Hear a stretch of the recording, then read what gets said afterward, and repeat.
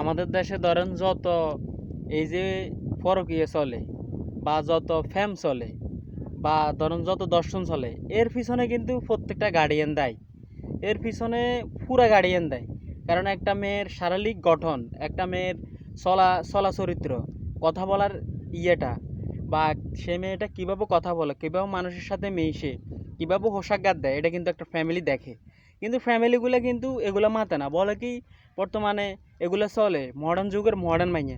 তো যখন দর্শন হয়ে যায় না, তখন ধরে না আপনার ওই যে দর্শন করে এর বিরুদ্ধে মামলা করে, এর কত হয়রানি করে। কিন্তু আমার উচিত হইলো যে বাপ মারে এই সমস্ত মামলার মধ্যে জড়াই দেন। কেননা এই সমস্ত ধরেন আপনার ওই পরকীয়ার মধ্যে কিংবা ধরেন দর্শনের মধ্যে পুরোপুরি মা বাপের কিংবা ফ্যামিলির গার্ডিয়ানের হাত থাকে। কারণ এরা যদি মেয়েদেরকে সুন্দর মতন রাখে বা এরা যদি মেয়েদেরকে বালা পরিবেশে রাখে, তাহলে ওই মেয়ে দর্শন হয় না। শহরে যাইলে দেখি কত উশৃঙ্খল করে মেয়েরা চলে, মা বোরকা গাদ দেয় না থা, আর মেয়ে ডাইরেক্ট দিলে থা।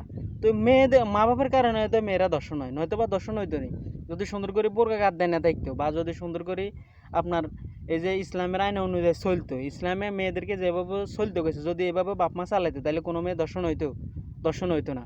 এই দর্শনগুলো কিন্তু বাপ মার কারণে।